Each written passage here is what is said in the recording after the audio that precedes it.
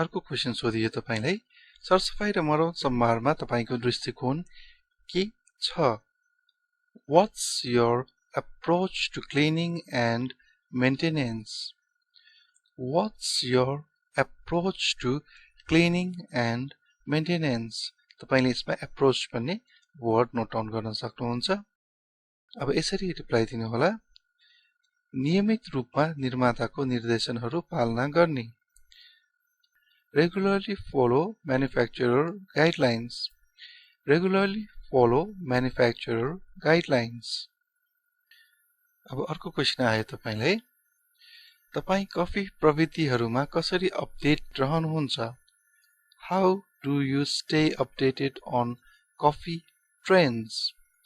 How do you stay updated on coffee trends कहिले अब trend भनेको कहिले कस्तो आउँछ कहिले कस्तो आउँछ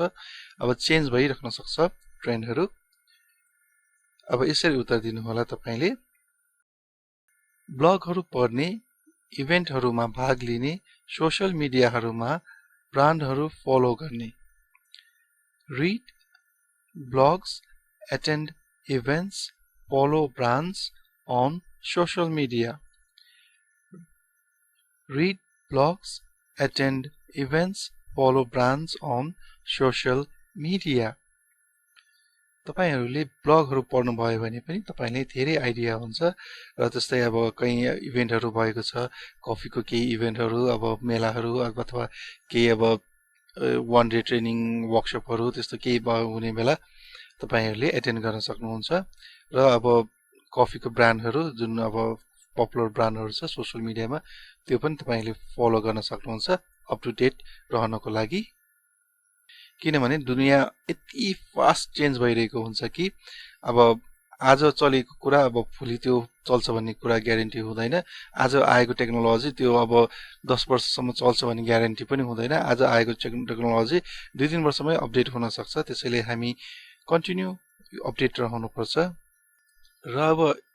यही एन्सरलाई अलिकति फरक तरिकाले तपाईले भन्न चाहनुहुन्छ भने यसरी पनि भन्न सक्नुहुन्छ म ब्लगहरु पढेर कफी सम्बन्धित कार्यक्रमहरुमा भाग लिएर र अनलाइन फोरमहरुमा भाग लिएर नवीनतम प्रवृत्तिहरुको बारेमा जानकारी राख्छु सर्टकटमा भन्नु पर्दाखेरि यो भयो अलिकति राम्रोसँग भन्दाखेरि यसरी भन्न सक्नुहुन्छ I stay informed about the latest trends by reading blogs, attending coffee-related events, and participating in online forums. I stay informed about the latest trends by reading blogs, attending coffee-related events, and participating in online forums. अथवा तपाईले यो last को सट्टा यो follow brands on social media यो पनि भन्न सक्नुहुन्छ र अर्को क्वेशन सोधियो तपाईलाई यो क्वेशन धेरै जस्तो फुड इन्डस्ट्रीमाहरुमा सोधिने क्वेशन नै भयो अब तपाई वेटरको इन्टरभ्युमा जाँदै हुनुहुन्छ अथवा कुकको इन्टरभ्युमा जाँदै हुनुहुन्छ कुक हेल्परको इन्टरभ्युमा जाँदै हुनुहुन्छ भने त्यस्तो इन्टरभ्युहरुमा पनि तपाईलाई यो क्वेशन सोध्न सक्छ हैन प्राय जस्तो सोधिन्छ नै भनौं के तपाई व्यस्त अवधिमा दबावमा राम्रोसँग काम गर्न सक्नुहुन्छ Can you work well under pressure in busy periods? Can you work well under pressure in busy periods? अब यो फरक तरिकाले पनि सोध्न सक्छ तपाईले हाम्रो वेटर इन्टरभ्युमा कुक हेल्पर किचन हेल्परको इन्टरभ्युमा त्यसपछि कुकको इन्टरभ्युमा पनि हेर्न सक्नुहुन्छ अब यसरी रिप्लाई दिनु होला म कुशलतापूर्वक कार्यहरूलाई प्राथमिकता दिन्छु र ध्यान केन्द्रित राख्छु Yes,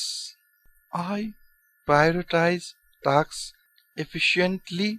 and maintain focus. Yes, I prioritize भन्ने तपाईले नोट डाउन गर्न सक्नुहुन्छ tasks efficiently and maintain focus. अर्को शब्द efficiently भन्ने पनि तपाईले नोट डाउन गर्न सक्नुहुन्छ त्यस्तै गरी YouTube को सर्च बक्समा तपाईले @english2nepali गर्नुभयो भने हाम्रो YouTube च्यानल सबभन्दा फर्स्टमै देखिन्छ खोज्न सजिलो हुन्छ तपाईलाई हाम्रो YouTube च्यानल यो @ चाहिँ नछुटाउनु होला यो राख्नै पर्छ त्यस्तै गरी डाइरेक्ट आउन चाहनुहुन्छ भने youtube.com/@english2nepali गर्नुभयो भने डाइरेक्ट हाम्रो च्यानलमा आउन सक्नुहुन्छ भिडियो कस्तो लाग्यो कमेन्ट गर्नुहोला थ्यांक यू फर वाचिङ